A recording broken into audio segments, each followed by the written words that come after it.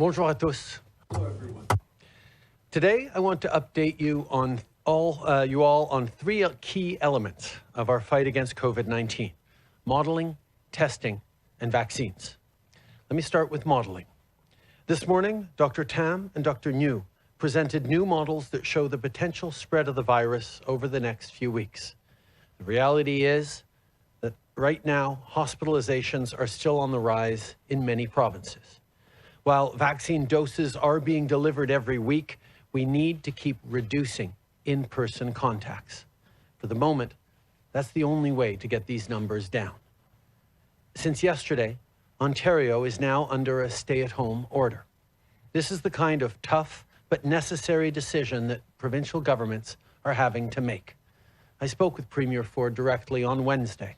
I told him, as always, the federal government is here to help. We talked about rapid testing and the role that could play in keeping these numbers down. We also, of course, let him know that federal help is available wherever needed, including and especially for long-term care homes. The outbreaks happening in long-term care homes in Ontario and across the country are not only incredibly concerning, they're also tragic. Our parents and grandparents built this country. They raised us, and they deserve so much better. And it is vital that we continue to get vaccines to vulnerable people as quickly as we can. And that's exactly what we're focused on. But remember, no one is invincible. Even if you're young and healthy, this virus can be dangerous.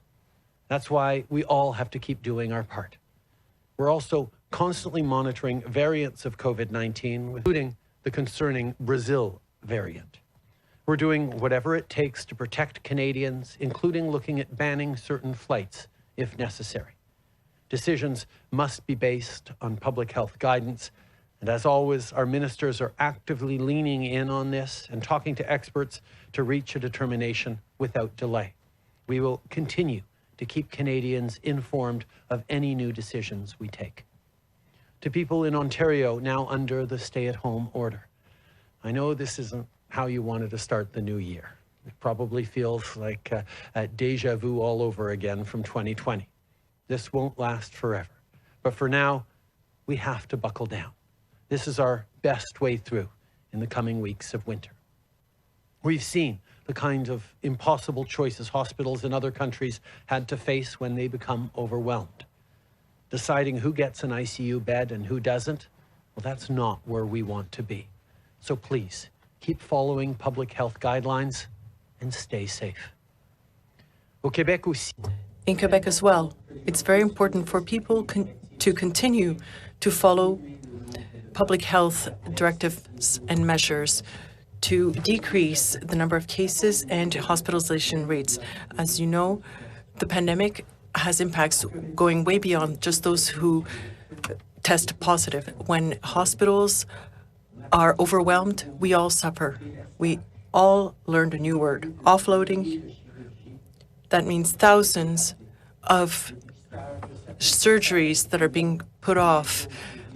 There's also the fact that monitoring cannot be done for cancer, for example, putting more lives at risk, and healthcare providers are exhausted from having to make so many difficult decisions.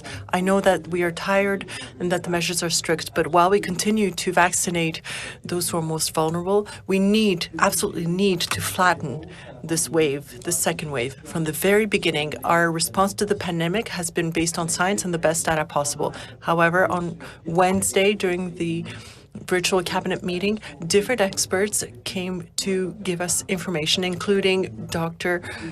Tam, Dr. Niemer, the president of the Public Health Agency of Canada, and the two vice presidents, or co-presidents rather, on the working group on vaccinations and the vaccination roundtable. This morning, the expert panel on testing and so on was published. First, I'd like to thank the two co-presidents, Sue Page and Dr. Irfan Dalla, as well as all of the members of the committee. Since the fall, we have distributed more than 14 million rapid test kits to the provinces and territories. The committee's report this morning makes recommendations on how to best use these rapid test kits in an optimal manner. High-risk areas and centers such as schools and long-term care centers is very important. Expert advisory panel published their first report this morning. In it, they laid out evidence-informed advice on science and policy for COVID-19 testing and screening. The panel has identified 4 priority areas of action to reduce the spread of the virus, protect Canada's most vulnerable, and limit the impact of the disease on the healthcare system and on the economy. So far, we've sent more than 14 million rapid tests to the provinces and territories, with more on the way. Effective testing and screening is key to stopping COVID-19 transmission and limiting outbreaks in long-term care settings, schools, workplaces, and other high-risk locales. We all have to work together to use these rapid tests to slow the spread of the virus. Today, I also want to talk about where we are with vaccines. On Tuesday, I announced that we reached an agreement with Pfizer to buy an additional 20 million doses of their vaccine. Yesterday, Major General Fortin confirmed that as of today, almost 1 million vaccine doses have been delivered to the provinces and territories. We're working day in and day out to get vaccines delivered as quickly as possible. Shipments have largely been ahead of schedule so far, but with an undertaking this historic, it's only to be expected that there will be a few bumps along the way. Earlier this morning, Minister Anand talked about her conversation with Pfizer Canada regarding impacts to vaccine production. Due to work to expand one of the company's manufacturing facilities, deliveries to all countries receiving Pfizer doses made at the European facility will be temporarily reduced. This includes Canada. I want to be very clear. This does not impact our goal to have enough vaccines available by September for every Canadian who wants one. It will also not change our second quarter goals. Canada must still get ready for the ramp-up phase in Q2. This kind of issue is out of our hands, and that's why we pursued an aggressive procurement strategy in the first place. Canada has one of the most diverse vaccine portfolios in the world, and we secured the largest number of doses per capita of any country. We have 7 bilateral agreements to ensure flexibility when it comes to supply chains. And like I said, this situation with Pfizer is temporary. This week alone, we have delivered 380,000 doses of the vaccine to the provinces and territories, and deliveries are ongoing. We are doing everything in our power to get as many doses of vaccines as possible, as quickly as possible. And through this process, it's only to be expected that there will be a few bumps along the way. Earlier this morning, Minister Anand talked about the fact that there will be a delay in receiving vaccines due to work on the European facility, Pfizer's European facility, and deliveries to all countries will be delayed. This includes Canada, but I want to be very clear, this does not impact our goal to have enough vaccines available by September for every Canadian who wants one. It will also not change our second quarter goals. This is out of our control. However, we have to remember that this is why we have made sure, Canada has made sure to have as many doses as possible reserved for each person who wants one. And our aggressive procurement strategy means that we do have some flexibility in our procurement chain, and you will all be able to get the vaccine by September. But no matter where you live, we've got your back. Yesterday, a request for additional support was approved by the federal government for Nain in Newfoundland and Labrador. The Canadian Rangers will help with the vaccination effort, as many vulnerable and elderly people in the community need help getting to and from the vaccination site. In Ontario, we approved an extension for the Canadian Red Cross until March 31st to continue supporting isolation and recovery centres for temporary foreign workers in the Windsor-Essex region. And in Manitoba, an extension has also been approved so that the Canadian Red Cross can provide general support as well as support to personal care homes until March 31st. Far too many families are facing the heartbreaking realities of what's happening in care homes across the country. This is a crisis we all need to work together on. And as we have from the very beginning, the federal government will always be there when it's needed most. Before I wrap it up for today, I also want to take a minute to talk about housing. With rising homelessness and housing needs, the COVID-19 crisis has made it clear that affordable housing will be key to Canada's recovery. Everyone deserves a safe and affordable place to call home. In September, we announced an investment of $1 billion through the Rapid Housing Initiative. Today, we can announce the details of the over $203 million that was allocated for Toronto. The city will be starting 7 projects to create more than 500 new affordable homes. These will be prioritized for people experiencing homelessness. Of the total number of new homes, 20% will also be prioritized for Indigenous communities and 20% for women and girls. That takes us to nearly half of the new units that will go to people who are especially vulnerable when it comes to housing. Earlier this week, Minister Hussein also announced additional federal investments of nearly $40 million to increase and further spread the emergency measures in order to help people experiencing homelessness in Quebec.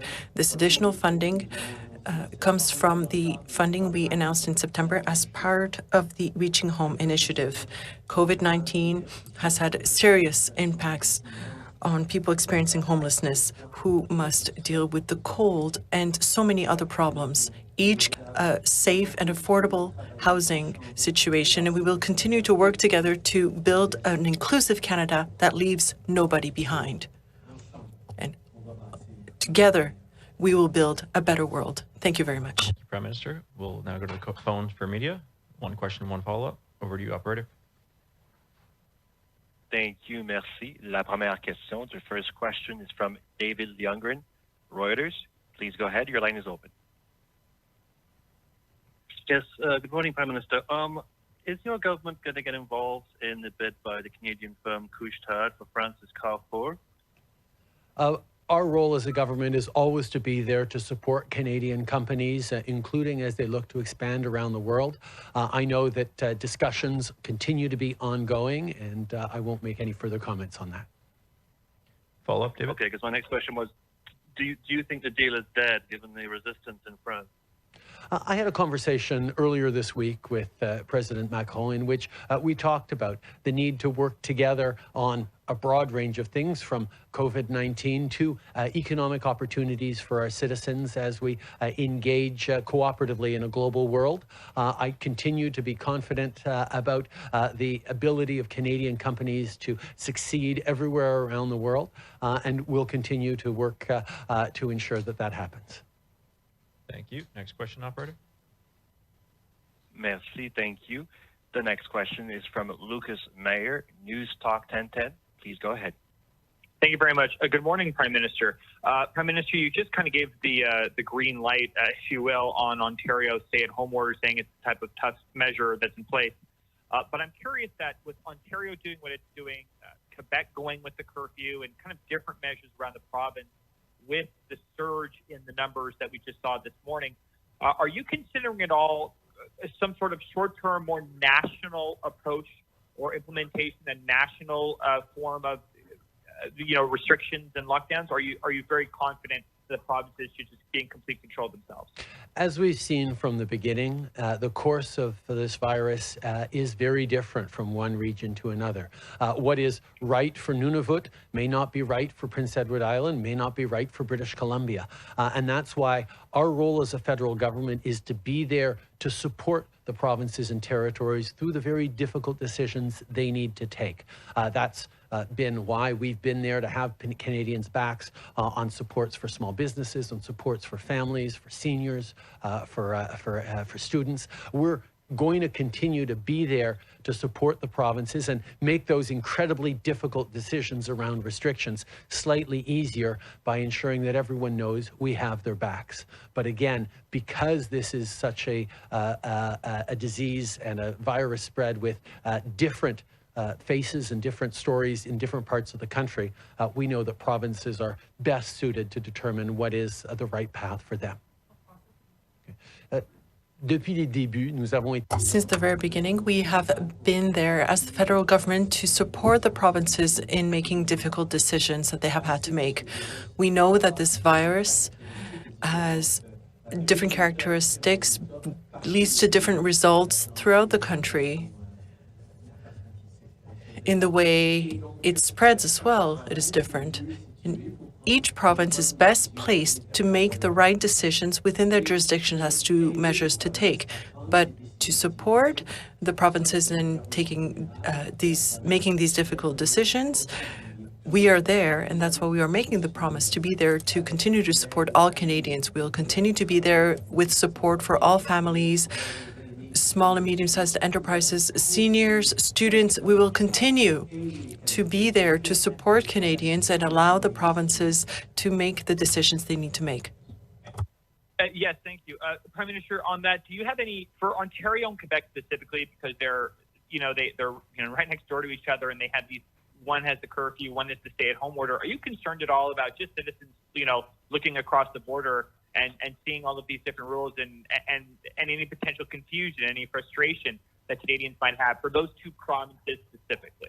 I think over the past 11 months, Canadians have grown used to looking at what their local public health office official recommendations are about understanding that the course of the virus is different in different parts of the country and indeed in different parts of the world. We have learned lessons about what works here, what doesn't work there, and the public health officials in every region are making the best possible decisions they can that are suitable to their citizens. So yes, of course, we're going to look at what other people are doing, but it's really important that everyone follow the local public health recommendations.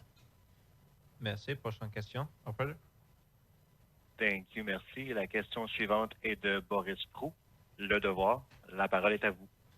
Bonjour, Monsieur le Premier ministre. Good morning, Prime Minister. My question is regarding international travelers. Of course, you discourage people from traveling internationally, but to really discourage people concretely, is the federal government looking at measures that were imposed in other countries? There are mandatory quarantines, for example, in New Zealand and elsewhere, upon return or arrival and so on. Since March, we have had very strong measures such as quarantines with very strict and high fines. And there are measures that we enforce for people who have to quarantine. Our recommendation continues to be not to travel. That is the best way to protect ourselves, to protect yourselves, the healthcare system, our healthcare workers, our seniors, and our families. People should not be traveling. In addition to the quarantine measures that we are currently strengthening, we have also added rules regarding testing prior to returning to Canada. That is an additional measure to protect us, and we will continue to look at all the measures, both to discourage travel and to ensure that the current measures are the right ones to protect Canadians. From the very beginning, we brought in extremely strong measures on a 2-week quarantine that is stronger than most of our allies and has been extraordinarily effective over the past many months at keeping Canadians safe from international spread of the virus. But of course, we need to continue to strengthen those measures. We strengthened the quarantine penalties and fines and the follow-ups to make sure that people are actually quarantining. We've also brought in new measures around pre-boarding testing before people return to Canada as an extra measure of safety. And of course, at the same time, we continue to tell people not to travel. We are actively any form of international travel. That is the best way we're going to make sure we're keeping Canadians safe, not just from the virus, but from all the new variants we're beginning to see elsewhere around the world that we need to keep Canadians safe from. We're going to continue to work to make sure we're keeping Canadians safe with whatever measures necessary. Merci. En guise de suivi. And a follow-up question. we heard from the public health experts encouraging strong public health measures to combat the spike in new cases. I was asking if during your meetings with the experts, as you mentioned earlier, if some expressed any preferences to various measures, for example, Quebec's approach or Ontario's approach and so on. Answer, Dr. Tam and Dr. New continue to highlight the fact that what's important is to reduce contacts in our lives. Stay home, have a curfew, limit travel, limit gatherings. All of those are measures that will lead to reducing contacts. Each person, each and every one of us should think about what we can do to reduce our contacts as much as possible. Obviously, we all need to follow local health measures. The goal to reduce contacts is one that is there across the country. Good morning, Prime Minister. Glenn McGregor, CTV News. Last time we were here, you said Canada in Q2 would receive enough doses to vaccinate 20 million people. Later that day, the procurement minister said Canada would receive 20 million doses. You know, those are not the same things. Did you misspeak then? And if not, are you still expecting to be able to vaccinate that many people and receive that many doses in Q2, given what we're hearing about Pfizer today? We've seen the challenges that Pfizer's facing, and it's important that Canadians be informed of these challenges as they come up. But as we've said, it looks like it's only a delay. But of course, this is part of the reason why Canada reached out to so many different potential vaccine manufacturers and secured a broad array of suppliers for vaccines and secured more doses per person than just about any other country. This is a challenge, but we knew these types of challenges would happen with a global effort like this, and that's why we've made sure to ensure that we have a varied approach because, as always, diversity is a good rule of thumb to follow. We know that we're looking to receive more doses from different companies as they get approved as well. This is all part of how we're going to ensure that all Canadians get vaccinated by September. Je pense que c'est I think it's extremely important to highlight the fact and that Canadians understand the fact that, yes, we are facing challenges in terms of the production and distribution of vaccines across the world, but that's something we could expect. I mean, these are new massive vaccine production lines. It's normal that some companies will challenges. That's why we ensured that we had agreements in place with many different drug makers and vaccine producers. And we have secured the most number of doses per capita than any other countries, and we'll do everything we can to speed up the distribution of vaccines. And I can assure Canadians that we are maintaining our target of vaccinating everybody who wishes to receive the vaccine by the end of September. Press, I wonder if you could explain to Canadians this. If there's too many kids on an outdoor rink, bylaw can issue them fines. If somebody gets in a car and drives to the land border because they want to go shopping at an outlet mall, they get turned back. But if you want to jump on a plane and go to an all-inclusive in Jamaica, go right ahead. Explain that to Canadians. Why is that still okay? Obviously, there are rules in different parts of the country that apply differently. And different jurisdictions will set up the rules that they think are best based on the best advice of their public health officials.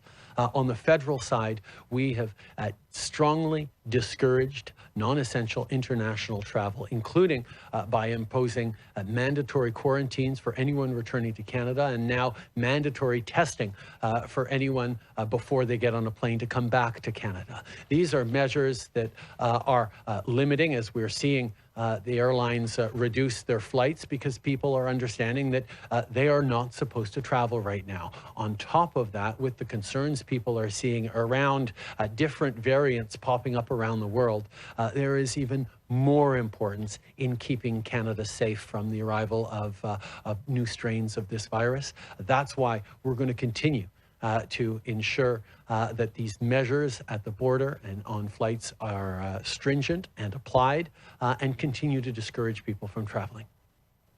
Hi, Prime Minister. Tom Perry, CBC. You talked in your remarks about possibly banning certain flights. I'm wondering if you can offer any more detail on that. Is it be to places where there's new strains, where there's been outbreaks? And would you be open to the idea of a ban on travel, or would that withstand a charter challenge?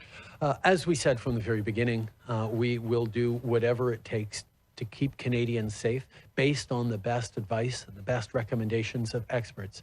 As we did when there was concern over the Christmas holidays around the UK variant, we banned flights outright coming from the UK while we could bring in stronger measures around pre-boarding testing. Mandatory for anyone returning to this country. We will continue to look at various variants, various geographies, and make sure we're taking the right decisions and the right measures to keep Canadians safe. Every step of the way, we're going to be informed by the recommendations of our experts and of public health doctors on how to ensure we're keeping Canadians as safe as we possibly can. Total ban, though? Would you look at something like that? We're always looking at various measures as they are effective elsewhere in the world. But so far the measures that we have taken in place, the extremely strong mandatory quarantine that's been in place since March and has been extraordinarily effective, even as we've seen cases rise from external transition throughout Europe and elsewhere. Our measures have been very strong, but we're always open to strengthening them as necessary. Nous avons des mesures. Answer. We have extremely strong measures to protect Canadians. From the very beginning, there's the mandatory quarantine that has been very effective in preventing the virus from arriving on our shores from elsewhere. But we will continue. What else we can do that will be effective to protect Canadians? Question from Radio-Canada. Now, looking at the projections that we saw today, it's pretty worrisome. Would it not be the time to look at new measures in addition to curfew, a stay-at-home order like we saw in Ontario? Should we be going further? I'm asking the question because, for example, in British Columbia, they want to have a bubble like they had in the Atlantic provinces. Do you think that's a good idea? Answer. I think that each province and territory need to make the decisions that are right for them. Of course, we will be there to support them.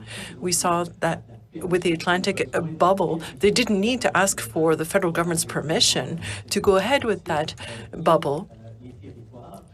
It's the same thing for the territories, which have had their own bubble since the very beginning. I think each jurisdiction across the country must make its own decisions. And as I've said from the very beginning, the federal government will be there to support the provinces, to help Canadians throughout the country with supports to replace lost revenue or income, to support their businesses. We want to make sure that once the pandemic is done, we can come back as quickly as possible to a prosperous economy and a more normal life. Question. Another question regarding what Mr. Blanchet, the leader of the Bloc Québécois, said regarding transportation.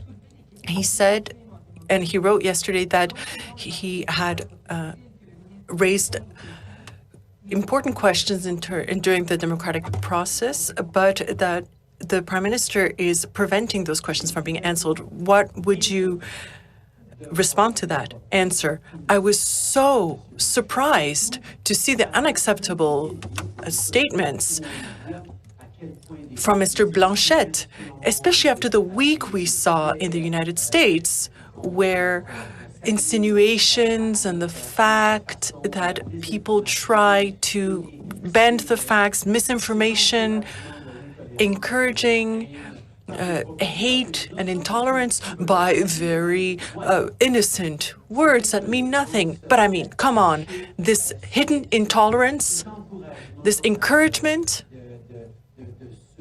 this incitement to be suspicious about everything, that is not welcome in Canada, and it's shameful that the leader of the Bloc Québécois said that. See a federal party leader use insinuations and carefully coded questions, particularly this week when we just lived through last week. What happens when leaders don't take care of the words they do and play these dangerous games around intolerance and hate? And of course, stand there innocently and say, oh, I was just asking questions. That's ridiculous. That kind of political pandering to the worst elements and to fears and anxieties has no place in Canada, and all of us need to stand up strongly to push back against that anywhere it happens in this country. I could just ask a quick follow-up on the border for a bit more clarity. Why is the land border so tightly restricted, but airspace, for lack of a better word, is not? Why can people still get on airplanes and fly in and out of this country, but they can't drive? Arrival in a different country is managed by that other country.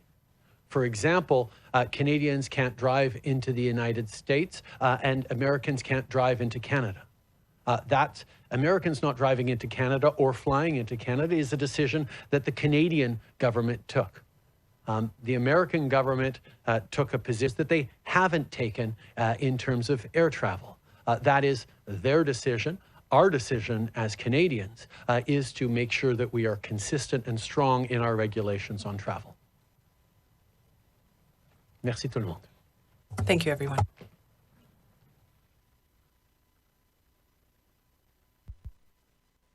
Well, what do you think? How did this man become prime minister? That's what I want to know. Pandering against fear. He's talking about the leader of the Bloc Québécois. Pandering against fear. Dude, mirror. Step in front of one.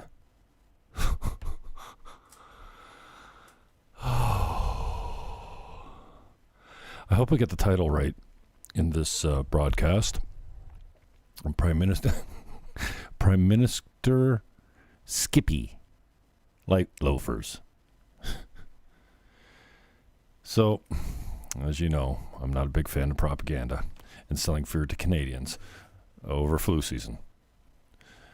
Our death rate is at a weekly 6-year low, and it has been for a couple months. Get it? Deaths are down.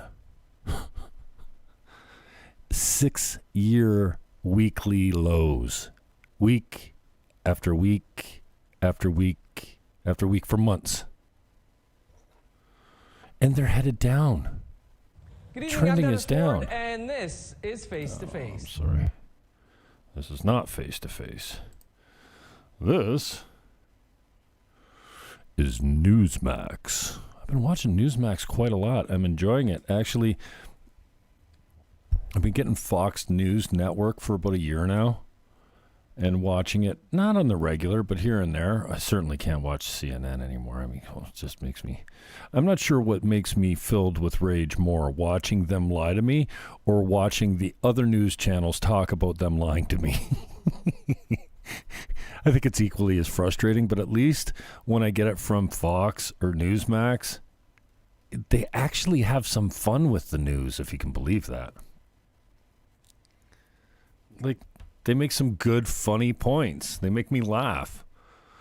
I know I'm not there for comedy, but a good laugh during the news once in a while doesn't suck.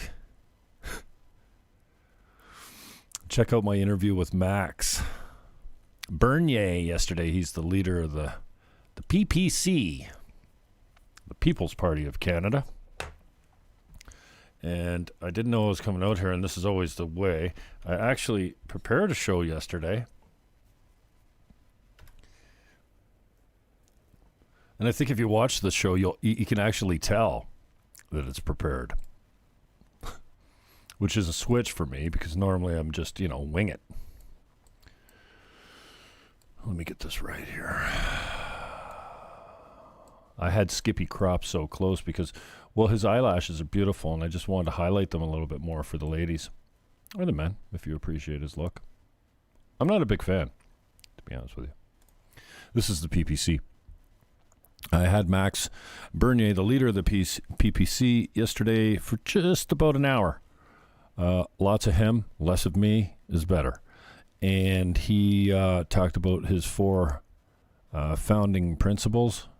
I can never fucking remember what they're called. They're going to come up on the screen soon. And I'm going to have him back probably on the regular, maybe monthly. Fundamental values. Our 4 fundamental values. And so that was it was a decent interview. And I played a nice clip of it where he says, no, there's no systemic racism in Canada. He doesn't say it like that because he's got the French accent, Anyway, I didn't know it was coming out here. And I just saw in one of my feeds that Skippy was coming up. And so it was on a slight delay, not too much. Excuse me. And how do these channels... one's not on a commercial. What do you know?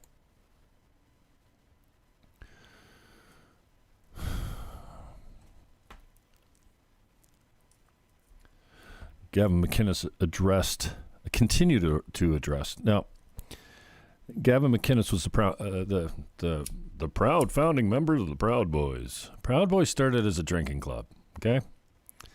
And then they started providing security services for conservative speakers on campus at universities where they were being harassed by the left. They started making sure that people like Ann Coulter or whoever they were escorting in could get in and out of the venue without, fear of being hurt. So they're providing security services, I guess, here and there for speakers, conservative speakers in the States. And Charlottesville happened. I guess one of the guys that was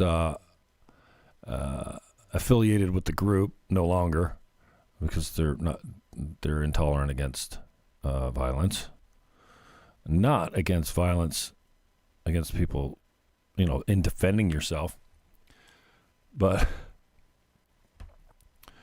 anyways, before, what was it, January 7th? What was the date? The vote with the surge on Capitol Hill, the peaceful protest for the most part of unarmed protesters and a few whack jobs, mostly wearing all black. Did you notice? The guys that really broke through the barriers and broke the windows. And did you see that the crowd pulled one guy down that was, they called him Antifa, and he was trying to break one of the windows, and they pulled him down and gave him a beating? That was pretty wicked. Anyways, McInnes had on, who's the beard? Who's the guy with the beard? Oh, man, I don't have it in front of me. The bearded guy. He was stabbed along with another black woman for doing nothing down at a bar in New York City, I think. What's the beard? What is the guy's Liberty Beard or something like that he goes by? It's like a nickname. Anyways, days and days before the protesting on Capitol Hill, Gavin had Bearded Man on the show, and he's like, no, we're not going. We have no intentions of going anywhere near that protest. We will not participate.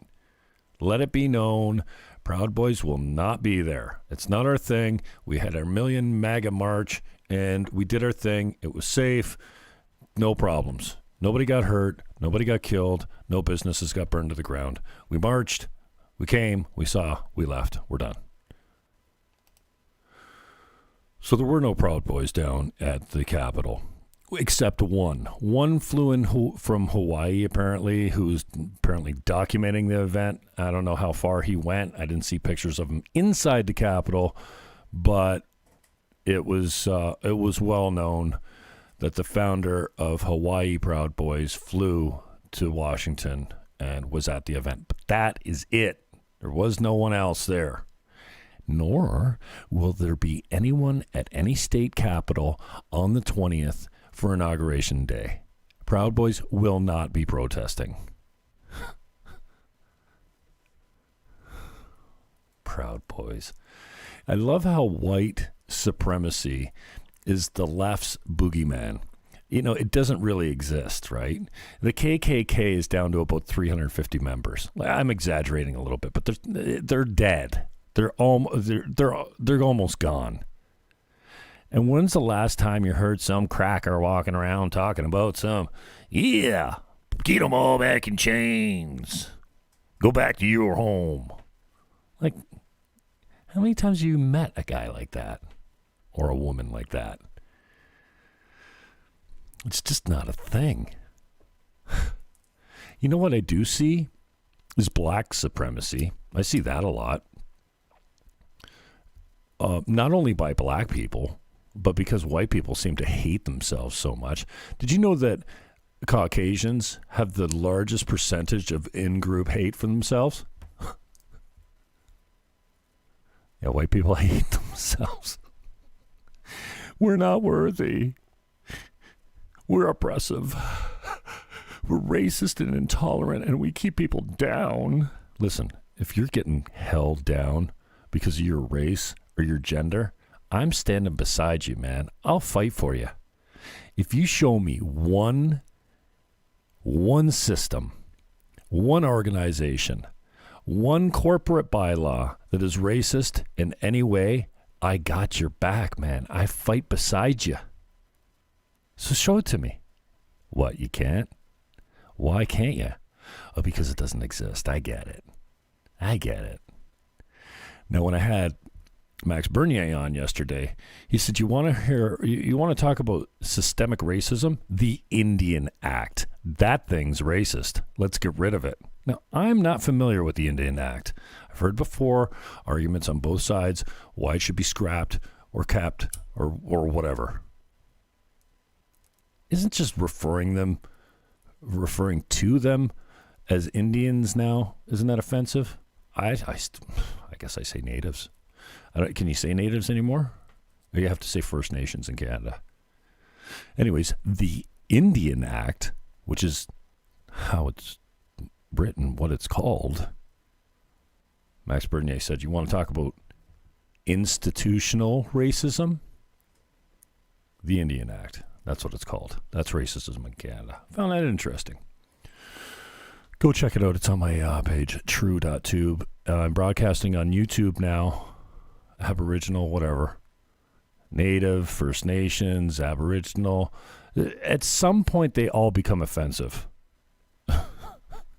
Until the new word comes up. I can't believe we still call people black people. Well, we got white people. You know what? You know what I don't like? What is it? Bach? No. POC. Yeah, people of color? No, what's the one I don't like? Oh, who cares? Anyway, yeah, your language will be extinct 5 minutes from now. In other words, next week, someone will listen to this show and said, oh, you said BIPOC. You can't say BIPOC anymore. Frustrating. Anyways, what am I showing you this for? I don't know. Jack, oh my God, Jack is such a hillbilly, such a doofus. What do you call those doofus hipsters? God, take a shower, Jack. Did you see how he addressed his followers yesterday on a video message? A fucking shower, dude. Wash your fucking mop. Nice nose ring. Excuse me.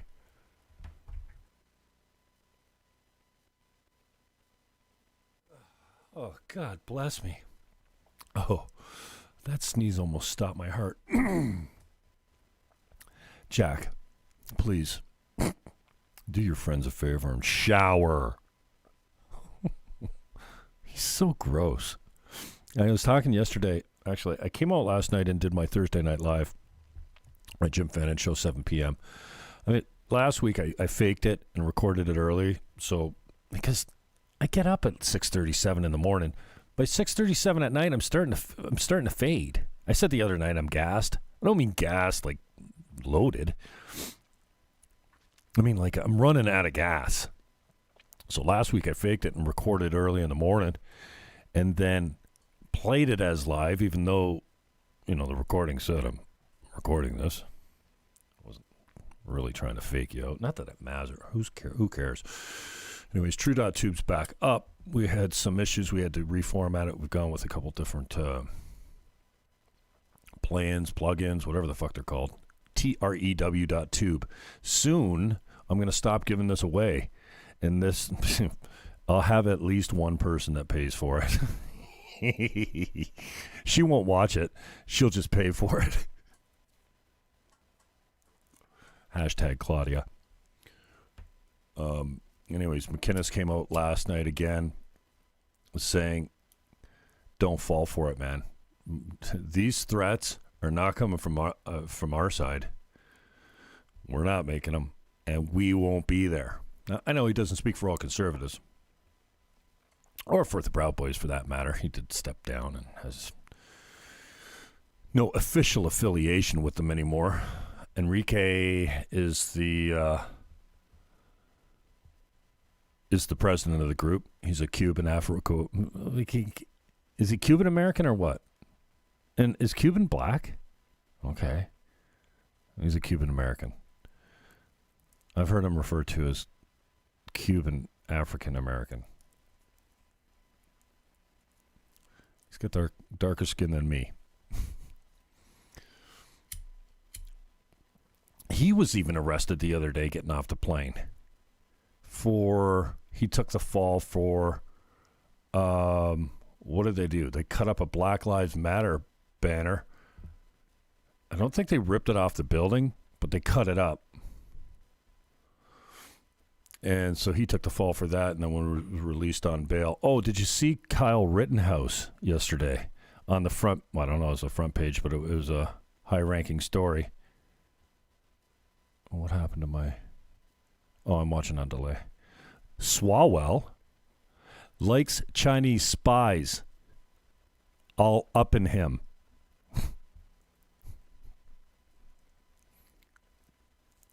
See, I got distracted. What was I talking about? Oh, even if I go back and listen, see, I've got it on delay over here on Fakebook. I'm actually watching your comments today. Or now. Doesn't mean it will be in a minute. Where was I going with that last point? This is why it's kind of like a cab ride with a corrupt cab driver, right? So I am the cab driver. You get in my cab, and rather than take you directly to your location, I'm going to bust you around town, drive up your rates, and make sure that I got enough time to indoctrinate you into my political ideology. No, cab drivers don't preach at you, but you get the idea. It's a cab ride. It's a long and windy road that does not go direct to the destination. What was I talking about, Woody? Something about Enrique, Gavin. What? The show last night. I don't know. Go to censor.tv. Give them $10. It's worth your money. If you like political commentary and humor. I'm not affiliated with this group. I am not a sponsor, but I am a member. I pay because it's worth it. Don't be dumb. If you're looking for some good political commentary and humor, good impressions, Ryan Ketsu Rivera is the sidekick, and he's large. I like it. And not only that, AIU's on the channel, so you can catch Atheism is Unstoppable, which is a scream. he's pretty funny. And if you look, if you check out Devin Tracy on YouTube, he's got some nice music mixes as well. Speaking of music mixes, Matt McPherson is lending me more music. If you watched last night's show, I used a 5-minute instrumental bumper on the way into the show, so I started at about 5 to 7, and then I rolled it in to the start at the top of the hour. See what I mean about jumping all over the place? Fuck.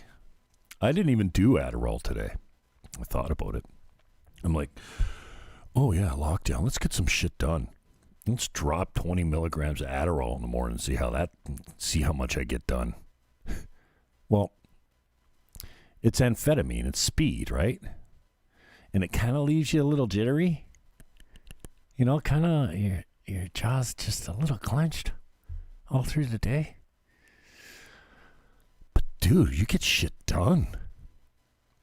I go to my doctor. I was getting some other stuffs. I keep a regular prescription of pain meds in case I need them. And other, what would you say, medications. And so last time I went to get a refill, I only go like once a year for a refill because I don't take them all that much. Sometimes my friends are happy that I got them.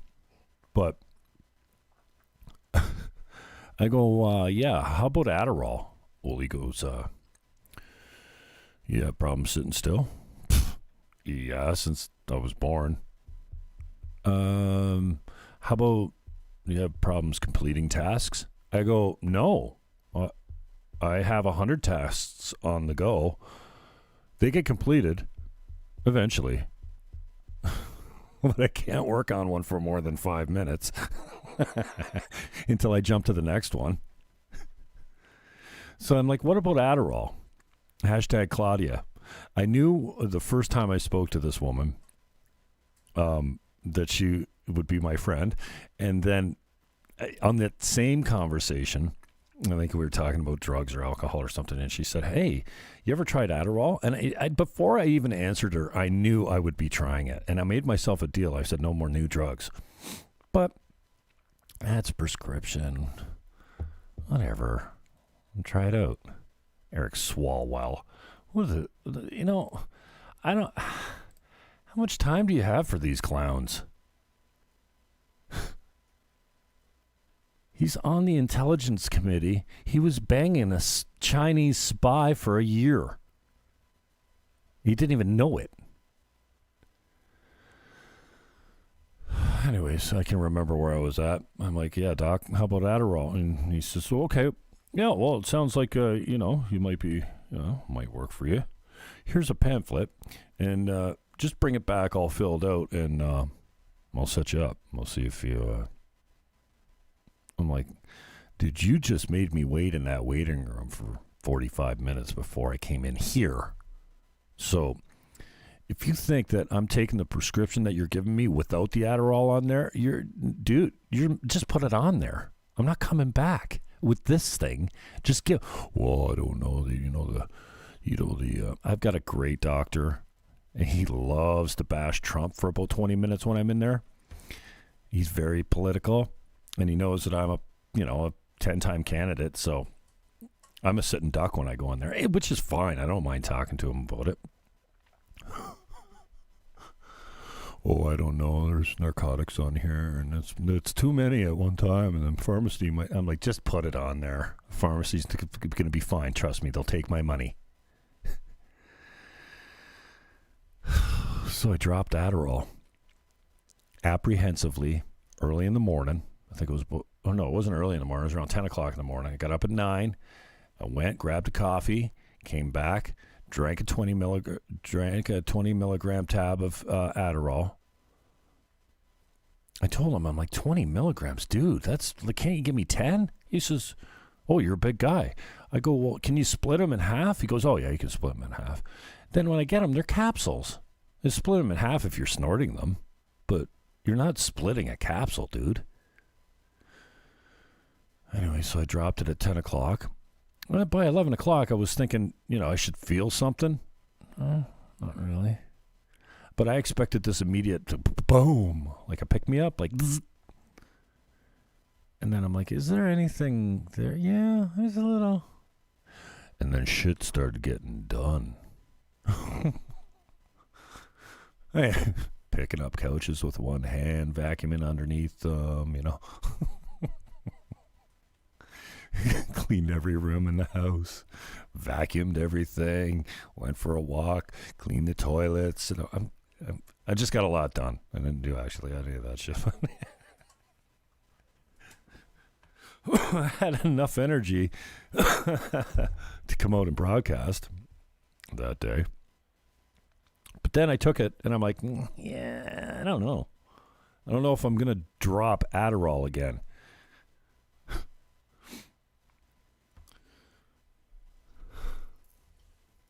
But, well, what else are you going to do in lockdown? Smoke, drink, watch porn?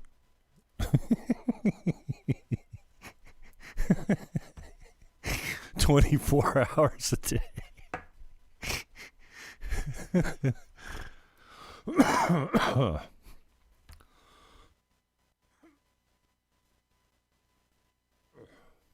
Goodness gracious. Oh, the cough sent me into a fucking sweat. Anyway, I don't even know what I'm doing out here. Obviously, I'm just bullshitting, driving around with you in my cab, running up the rates. It's about time. If you're, Maria, how are you? It's about time is on Geneva Street. You need to get yourself some Lebanese love in you. And I don't mean a man, I mean some food. They even got some liquid Lebanese love over there. Yeah. I'm trying not to burn the microphone. And usually, I go out of my way to not... Well, I don't go out of my way. I've smoked with my friends, my musician friends on camera. It's not a big deal, but usually I turn the camera off when I'm doing my...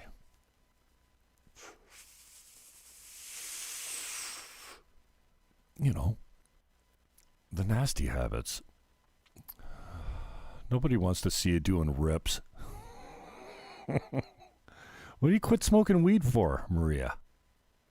Oh, shit's getting done without the weed. Oh, fuck. I've been thinking about taking a break, too. Just having a little bit of a sobriety because I'm a weed smoker. I smoke weed. I smoke weed way more than I drink. I do enjoy a drink. I enjoy, apparently, beer in the summertime. And, yeah, my lungs are torched. You can't even hear that, can you? Beer in the summertime, and then I've switched over to, it used to be rum and Coke. Rum and Pepsi, actually. I don't Coke. Pepsi's the choice of a new generation. Everyone knows it. And then, I got in the habit of drinking rye with my dad, with my Faja. That drinking's evil. You better not to. I just love the taste. I do not like the way it makes me feel the next day. Anyway, I got in the habit of drinking rye with my Faja because he used to keep rye at the farm. See, if you don't smoke these things, they just keep going out. And I couldn't drink 40 Creek because it just gives me a violent headache the next day. I mean, anything will if you drink it in excess. But I don't have to drink too much 40 Creek to feel like balls the next day, especially in my head. So now I'm a Gibby's. I'm a Gibby's guy. Gibby's and Pepsi. Usually you can hear it in the background because I drank it out of I think it's like what's the large, like the biggest pickle jar? Like a 1 liter mason jar. You know, the wide mouth. Pound it with huge ice cubes. About a fifth in the bottom of Gibby's. And fill the rest up with Pepsi. It's got to be fresh. Pepsi, I mean fizzy. And you have a couple of those bad boys. That's it. You call it a night. You don't need... So now I have a couple, maybe a few, but usually, like I had a couple last night. during the show, and then that was it. I just quit. I just didn't drink for the rest of the night.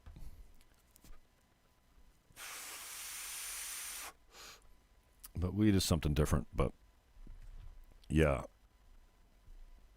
it's the lockdown, man. What the fuck? And also, I remember having Matthew James Blake.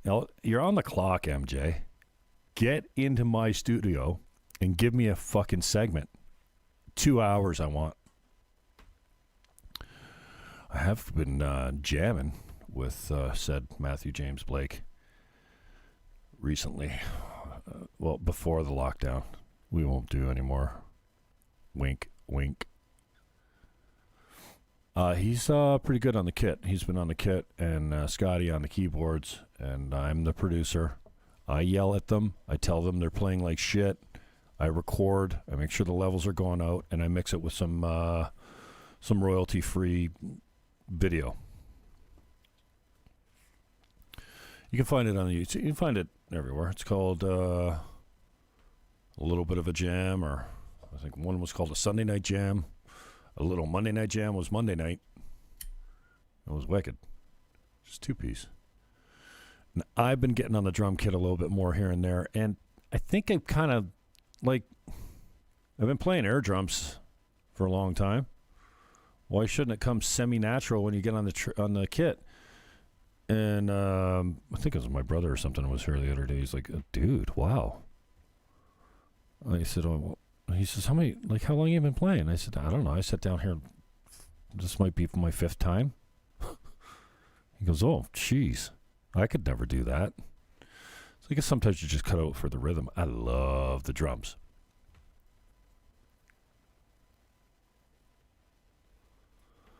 I posted a song today. I wish I could play it for you. And once we get Trew.Tube up and running, you will not get free stuff out here anymore. You might get free stuff like Justin.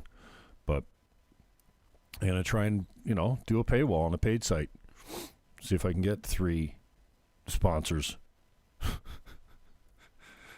Or subscriptions or whatever. Or 30. Or 300 or 3,000 or 30,000. If you're doing good content and you're doing it often enough, you can make money. Look at Tim Pool. Tim Pool was nothing. He was just a on-the-ground reporter. He started with... He started covering Occupy Wall Street. I think he was actually involved in Occupy Wall Street, and the guy. But when he was on Rogan one time, he says, "Oh, you want to be an internet star? No problem. Let's talk about how much you got to work. I do 16-hour days. I broadcast for 4 of them, and I put out daily content, 4 videos a day. So, if you're down with that." Then you too could be YouTube star. Is that my French accent? No, that's I don't do accents. You too. That's Tom Vu. You too could be like me. See this boat? See these women? You too could be like me. Buy my book. AIU is a scream. There is an interview with Atheism is Unstoppable. It's on YouTube. It was done by me. I think you should go watch it. It's pretty good. I crank you up. That's what it should be. Who else is on this? Biggs is there. Soph is there. The meat beef squad. Oh my God, Jim Goad. Jim Goad, first of all, is God. Jim Goad commented on my interview with JB Beverly, who is Jim Goad's co-host, sidekick, producer, artist, resident artist, handsome man, JB Beverly. Jim Goad, not the best looking guy, but charisma. You don't need to be good looking when you got charisma like Jim Goad. And Gavin McInnes is one of the best all around writers alive today. Pretty high praise. Not politically correct. None of these shows are. And this is why I got to get behind a paywall, because I want to play you some music that's copyrighted without getting in trouble or shut down. And I want to be able to go to the dark places, the things that you can't say on the fake book, the things you can't say on YouTube. Twitter, my first account is officially suspended from Twitter. There's an appeal in process, but I'm not hopeful. So at Jim Fannon is gone, and I only have myself to blame for that, and that's what happens when you call someone extremely queer. And I don't mean it in a sexual way. I mean, you're extremely fucking odd, very queer, incredibly queer.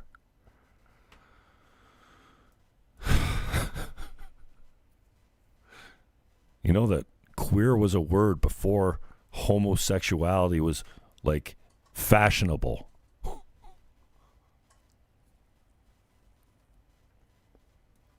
And why is the word homo offensive? Buddy told me the other day, he sometimes will enter a room of mixed company and go, "Hey, Homo sapiens." Hey, you Homo sapiens.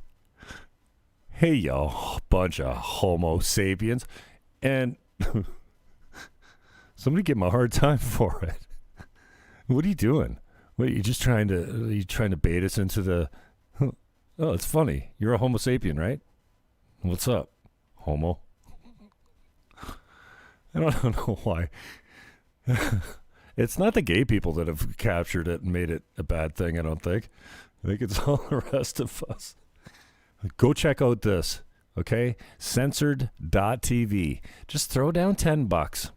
Listen, if you pay $10 and you watch it for a month and you don't like it, I'll give you your 10 back. How's that sound? All right? It's a money back guarantee. Because you'll find something on it you like. Milo's there. He's insufferable. I like Milo when he's on with Gavin, but I don't like Milo's show. I don't watch Jacob Wall too much. I do watch Atheism is Unstoppable. The Roo is the man. B Squad I do watch. They drop on Sunday nights. I am gay for Gavin. Like, I'm not gay, but like I'd get gay for Gavin. I wouldn't even need 12 drinks to be gay for Gavin. I'd be gay on Gavin as a sober human being. Watch it, Gavin. Oh, and I have an episode coming up where I'm going to use Zoom and the virtual background. I did a cut yesterday. I might actually release this because it's actually that cringe bad. Where I came out, I thought I was, recording a show, but then I didn't actually do, I didn't, it wasn't broadcast. I thought I was recording a show and then decided that it sucked so fucking hard that I was going to end the recording and bail. But what I did is I used an empty set, a picture of an empty set of Get Off My Lawn, Gavin McInnes's flagship show. And I used it as my virtual background. I'm fucking gay for Gavin. There's no doubt. And if it gets me on the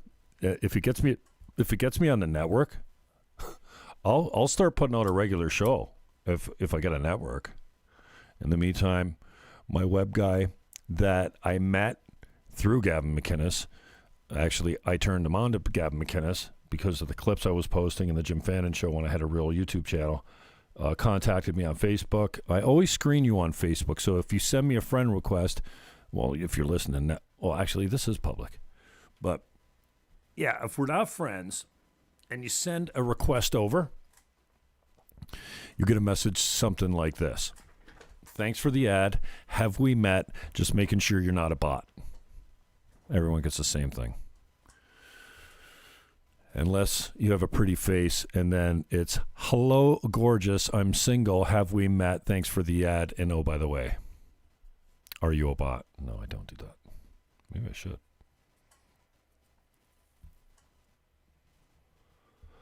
The only pretty girls that hit me up on Facebook now are the porn bots.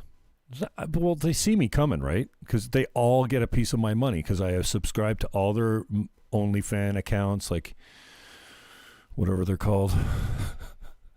What's other Belle Delphine or whatever? Oh yeah, I'm all up in that girl. Copper Cab. Talk about simpotamus. Copper Cab is simping over Belle Delphine. I didn't even know who she was until, well, I remembered. She's the girl that sold the bath water that she ran down the crack of her ass and then recupped it and then sold it to perverts like me. Who drink it. You use it as holy water around the house for evil spirits. Oh, how about this? Harvard students want to revoke the diplomas, the you know, what do you call it? The degrees. What do you call them when you put the things after your name? Diplomas. Yeah, they want to.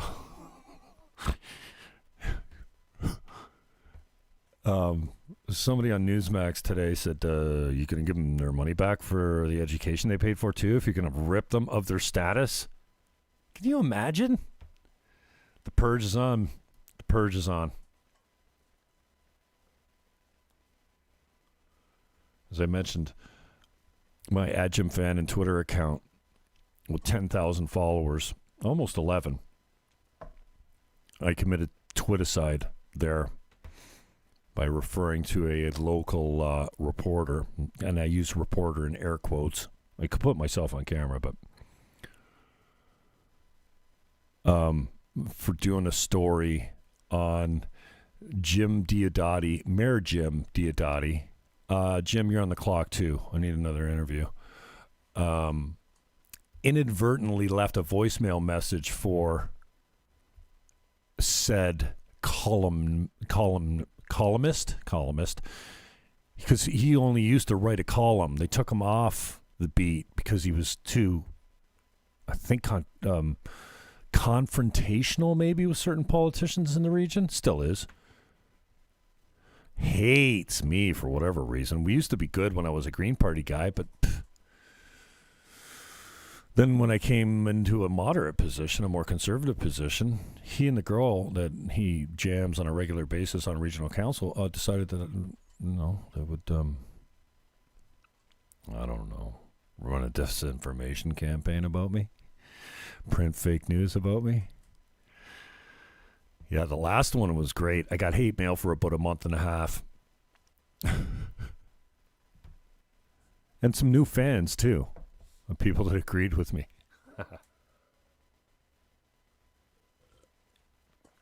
So the purge is on. I was referring to the fact that said columnist was writing columns, opinion pieces about the email that Mayor Jim, like, when you hit the speaker button, but it doesn't go off, and you continue to chat it up with the people in your office and say something like, the guy better be careful or somebody's going to spit in his food.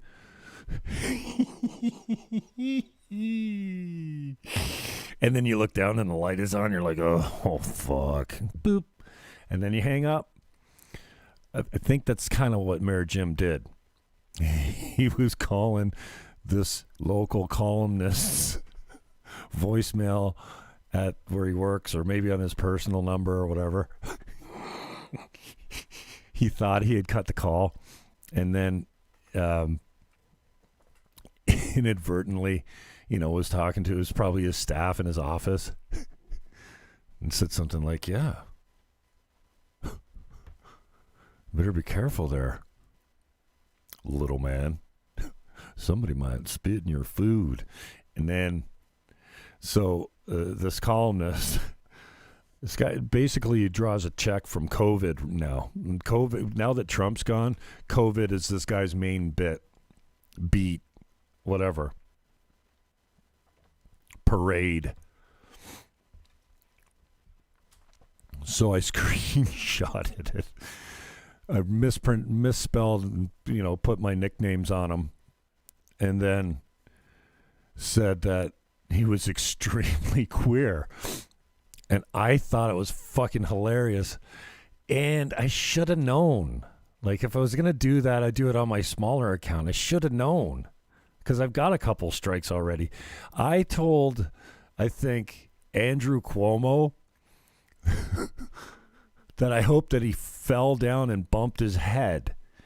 And I was reported, and I had to delete the tweet, and I served a 7-day suspension for telling Governor Andrew Cuomo, who is rightly to be afraid of Jim Fannon on the south shore of Lake Ontario, broadcasting a 50-watt blowtorch.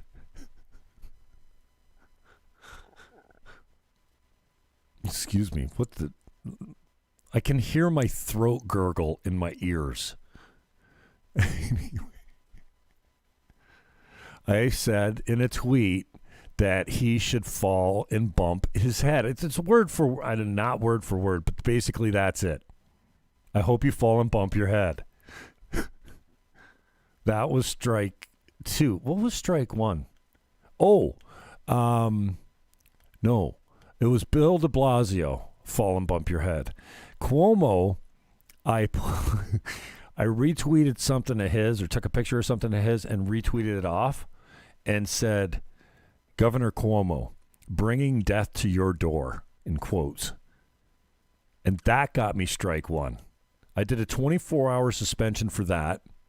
Governor Cuomo, bringing death to your door. I think it's a good fucking slogan for a guy like Governor Cuomo. Bringing death to your door. Strike 1. That was a couple months ago. Strike 2.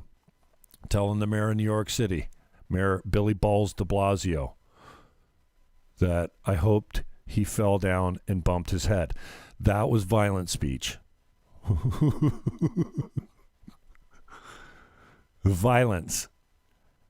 Like, I hope you get a hangnail.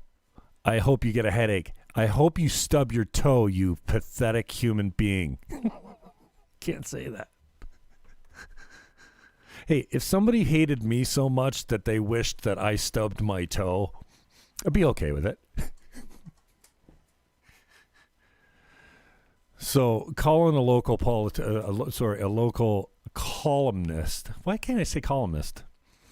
A columnist, because he had made a big story out of the obviously inadvertent. You know what happens if somebody leaves me a damning message on my voice? Well, unless I hate them.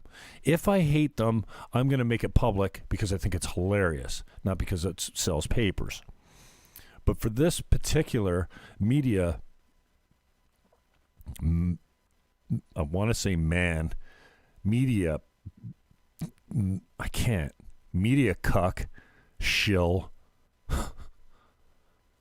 The fact that he was doing multiple bits on an inadvertent message. Like I said, if you leave me an inadvertent message that says, "Oh, you're an idiot," hey, make sure your show the other day sucked so bad. I hope somebody doesn't spit in your food when you order from a restaurant. Oh, maybe I would make it public. Maybe, see, what you hate in others is what you hate about yourself. See, I'm just like this local guy.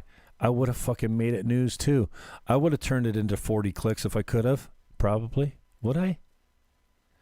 Well, if Jim Diodati called and ripped me because he didn't like something I did or said about him, which is fine. I've said things about Jim Diodati that he doesn't appreciate. I'm sure. He still comes on my show. He still talks to me. He still texts me, Happy New Year.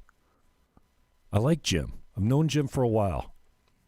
He knew my father. He knew my father. My father's still around. We don't see eye to eye on politics. We haven't for a long time, but I still respect him as a human being. And I don't know. I think if I needed a hand, he might be, he's not a friend, but if he could help me out, I think he would. Anyways, if he called me and ripped my ass, which he's probably, I don't know if he's done that, but he's had reason to over the years because I'm critical. If you fuck up and you pick your nose on camera at regional council, it's not my fault if I fucking blow it up and put it on the Twitter, Paul. He was so fucking angry with me because he picked his nose on camera at regional council and I fucking tweeted it. I get it. It's very juvenile. It's not in concert with loving your neighbor. I get it. But I'm imperfect and I'm fucking hilarious. I don't care if you don't think I'm funny. I know. It's not, I think I'm funny. And if you don't think I'm funny, that's fine. But I'm hilarious. So deal with it, Paul. He was so pissed off. He left emails, he texted, he left voice messages, he called repeatedly, like I was going to take it down. No. I'm not taking it down, and I'm also not taking your call. He left voicemail messages. You take that down right now. Here's the thing, Counselor Paul. Don't pick your nose on camera. Okay, I get it. We all pick our nose. I think. I pick my nose? Don't you? Well, how do you get the fuck? Come on. When blowing won't do, you got to get up there, dude. I wouldn't appreciate it if I picked my nose on camera and somebody clipped it and put it on the net. I think, I mean, it's on me, dude. Well, Scott Prince, I appreciate your feed, man. And I don't think you're the unfunniest person that I've ever met, just based on your... I think you're local, Scott. We should do beer. Well, I'm not on beer these days. We should have a coffee or a drink or break bread.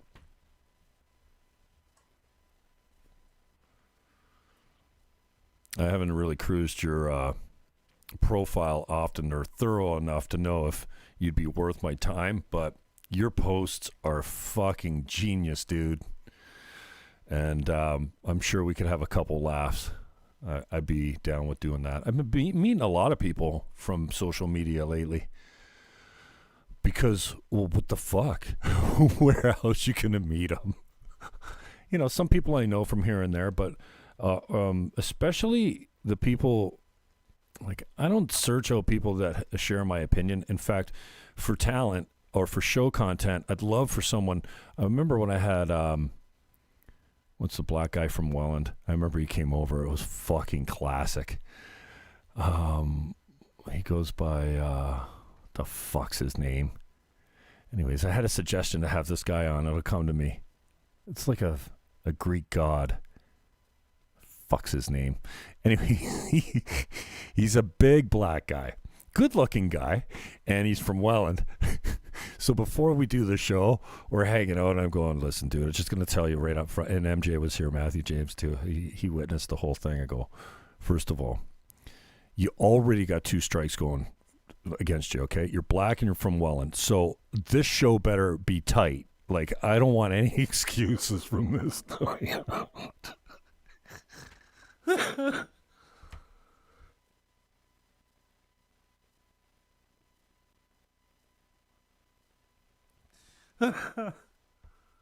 Oh my God. What's his name? How many big black guys are there in Welland? There was only one, Chuck and Anthony Smith, when I was around. Bowie from Port Robinson, I guess maybe he would be he might be considered Welland. What's the guy's name, man? He does a show. He does wrestling and shit on it. Fuck. How am I going to figure this out now? My 4 people on Facebook are going to tell me? No. How many got on... I'm still riding the wave from Prime Minister Skippy, the title. 1 on YouTube, on the Trew.Tube channel. Oh, sorry, guys. I didn't respond to you on Periscope. Having fun is what you're doing. LOL. Take two. Run a mill. Who is this? I should make note of it. Kevin. I can't see that far. Fuck me. I'm 52. My eyes are fucked. Well, they're not fucked, but it's not clear. Kevin 123 1245. Kevin 12 at Kevin, because I can never get these fucking comments to come through in one central position or location. What up, Periscope? D Live. Oh, what up? Pharma Speech. LOL. 3-star Myrrh. What up? What's with the lemons? When they get lemons in D Live, is that a good thing, or is that like throwing rotten fucking garbage at me? Because I see a lemon here. I got one. I got 10. I've never got ice cream, diamond, Ninja Ganache, or Ninja Jet. Ninjet. None of that. I do get the odd lemon. I don't, like, what the fuck am I doing with lemons on D Live? And, well, I'm probably not doing anything with 3. And Twitch. What up? That's my cruise of the social media feeds. It's on the tip of my tongue, Scott. Sorry, I'm fucking rambling. How do I do this? I gotta go to Facebook. Right? Watch. If I go to Facebook and I punch in black guy.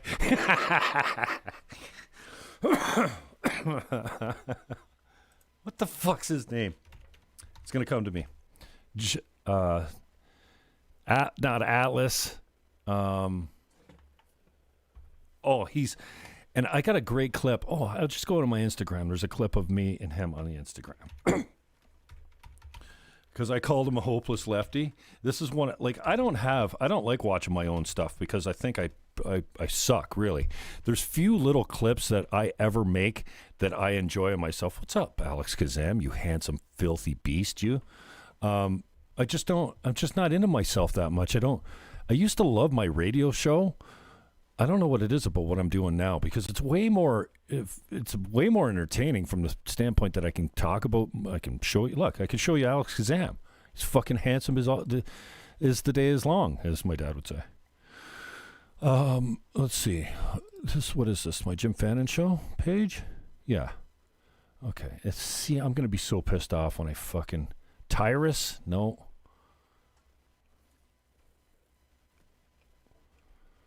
Anyways, this clip I really enjoyed. There he is. No, that's Mike Tyson. He does not look like Mike Tyson. Where is this fucking guy? Why am I scrolling past him? Where'd he go? Oh, get me started on her. Or him. Jeez, a lot of people that have been on my show have grown to hate me. They come on the show and then they realize they hate me afterwards. What's going on? Where is this fucking guy? Not Atlas, Tiberius, Falcon. What the fuck? Where is he? How many fucking... Is it not on this page? I'm sorry. Why am I even here? Why are you guys still here?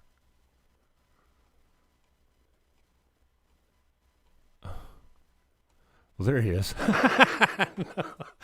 Joking. Maybe it's on the other page. Can I switch accounts here? Yeah, I can, but it wouldn't be on this account. Or would it? It's pretty much a mirrored account. What happened? What happened?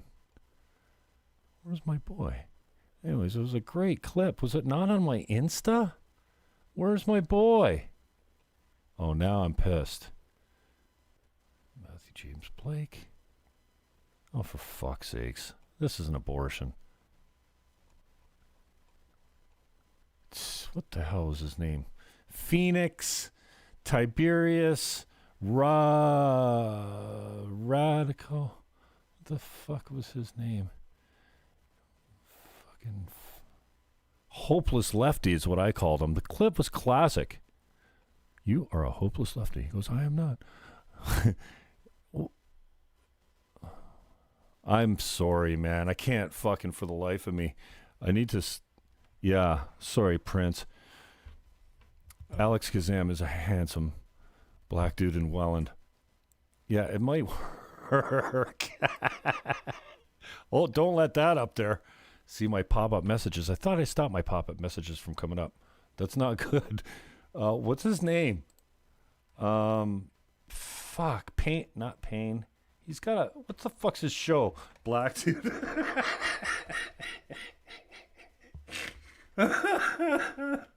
Black guy. Well, there's only one of them anyway. People, no, we didn't find any black guys in Welland. Oh my God. I gotta stop. Fuck's his name? He's got a show that's called... He interviews wrestlers. Fuck is wrong with me? If it's not on my Instagram, like, I don't have many other accounts. I thought it for sure it was there. And it has to be. That's not... Those are not black hands, so that's not it. It should be a picture of... maybe this is it. No, that's... I got my headphones. Oh, there it is. What the fuck? Who is this fucking guy? He was a good guest. I like the guy. And we had fun. Zeus. See, I told you it was a Greek god. What's his name? Fleming. No, what's his name, though? I don't know. Anyways, this is a pretty good clip. Okay. I'm overselling it. You're not going to like it as much as I like it. How is that fair? I am sitting across from a hopeless lefty. No, you're not. You are. No, because listen. I'm talking about keeping it even on both sides. I'm sitting How across, is that fair? I am sitting across from a hopeless lefty. No, you're not. You are. No, because I'm talking about keeping it even on both sides. So I go all that way to make the simple point that this is the last lefty I had on the show. Okay, I did have Laura Yip on the show 4 years ago, but she's not taking my calls these days, if you know what I mean. I did call her after, all the fake news came out and about the BitChute video that I've never actually I haven't publicized. Like, it's on BitChute. I just haven't put it anywhere else. I did threaten to actually watch that video with you and stop it as I watch the whole thing and stop and commentary on it. Hey, that's probably good for a 2-hour show. I might be still down to do that. I couldn't listen to my Laura Yip interview because it was horrid. Well, I haven't listened to it since, but she came back on and made all these comments afterwards. With all her stats of why women are oppressed. But you know what? In Laura's defense, I will say this. Laura doesn't need me to defend her manhood, but I will say this. She did admit, quite honestly, at the end of the show, that if she could come back a man, like if she could be reborn and pick her sex, she would pick a man for the power. Now listen, feminist, alt-left, feminazi, this is the problem, okay? Be happy with your parts. Don't have the penis envy. It will kill you because you can't measure up to a man. You just can't. If I had vag envy, if I went through life wishing I was a woman, that would fucking suck. I love being a man, okay? I would not, since I knew what childbirth was and what the monthly cycle was for women, I'm like, I am so fucking out of that. But being as though I have, testosterone at pretty high levels running through my veins, I don't feel that motherly urge. Now, I love the kids, man. I'm all about family and stuff, but I just don't have that need for offspring. I have the need to procreate. That's not being met at all. But anyway, yeah, can you imagine going through your life with penis envy? Penis envy. Can you imagine? Like, fuck, man. No wonder you're so fucking angry. Fuck. Give it up. Yeah, so she admitted right on my show that if she could come back a man, she would. She'd choose to be a man because power. Wow. That's all the left wants is power. I mean, it's great and all, but Zeus Fleming, so he was actually a pretty good conversation, but very inflexible as far as, like, he would just, I want a good lefty conversation where guys will, like, acknowledge points, like we can find common ground. So if you feel like my body, my choice up to 9 months, okay, come on the show, let's talk about it. Let's talk about why that's wrong, and maybe we can find common ground. Maybe we can get you go back to 6 months, that it's my body, my choice, only up to like 6 months, because we don't want any third trimester abortions, because that's fucking stupid. If you can't get your shit together in the first set, whoa, she didn't even know she was pregnant. Bullshit. Come on.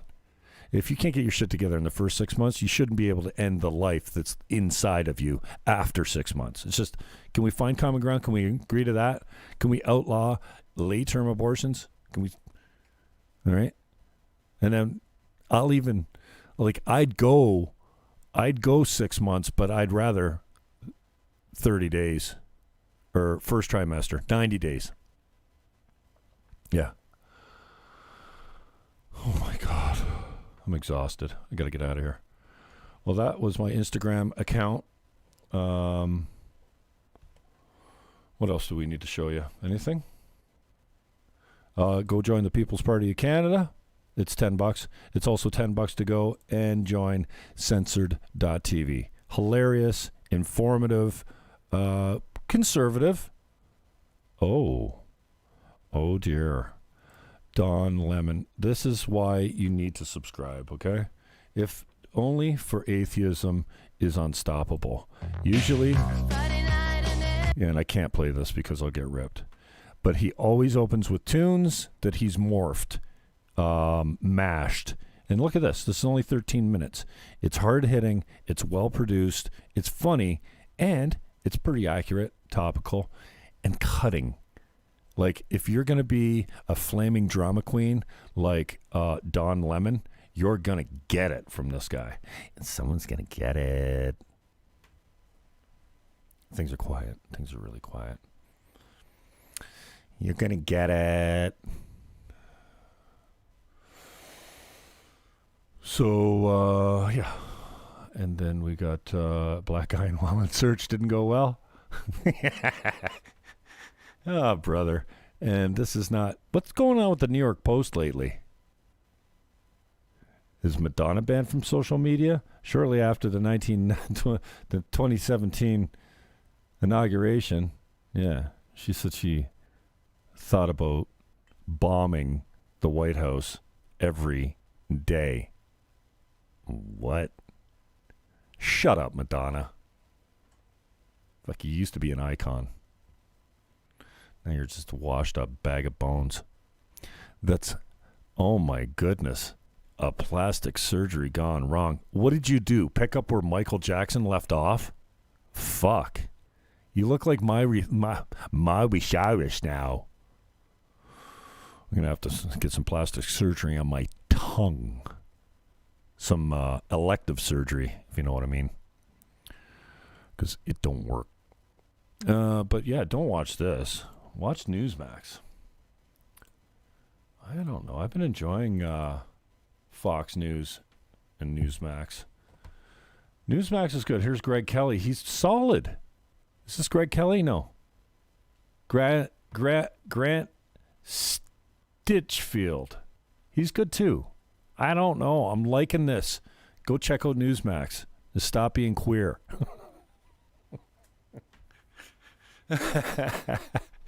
You know, queer, like I don't know or care to talk or know about your sexuality, but you're fucking queer. You're odd, you're weird. And that's what I love about you. All right, Prince, let's do it. Let's set up a meet. And oh man, I'm threatening to put a couple of my friends on the show off camera, kind of like we're doing now. So the only people that would know that it was you are the people that would recognize your voice. And you can say whatever the fuck you want, right? Because that's the best kind of conversations. But some people are actually like, they're like, oh, Jimmy, if I came on your show, my friends that know me and that I'm friends with you would know my voice. I'm like, okay, well, you're right. I'm just saying, if you want to come on, you don't have to we don't need to go on camera. I go on camera because I think that the people I'm talking to, other people would like to see them, hear about their lives, what's going on. I had 3G in the other day, fucking Mikey Farkas. It was a good hang, man. I had the guy from Blue Turtle on, Rob, what was his name? Oh, fuck's sakes, I can't remember. And then who'd I have in the other day? Oh, Ryan Lunn. Ryan Lunn was a sweet conversation. Then he played a tune. But he talked about being on the spectrum of autism and not knowing until he was like 31. Frankly, I think he's just using it as an excuse to be queer and odd in every way and talented as fuck, man. Dude's got some... check out Ryan Lunn Embers. It's not for everyone. I like it, and it's getting worldwide traction right now. There's Milo. Oh, Milo. You insufferable queen. I don't know. I don't even know if I can get away with saying the other word. You know, you can say queer. You can say gay still. Like, I mean, there was gay before gay was homosexual. I know it's a slur, I guess. I don't know. Don't be gay. That's not like don't be homosexual. It's like don't be like gay. All right. Obviously, this has gone down a road I had not intended. So, peace, love, hug your neighbor, and do yourself a favor. Take that filthy, dirty diaper off your face. It's causing you more problems. And it's not helping.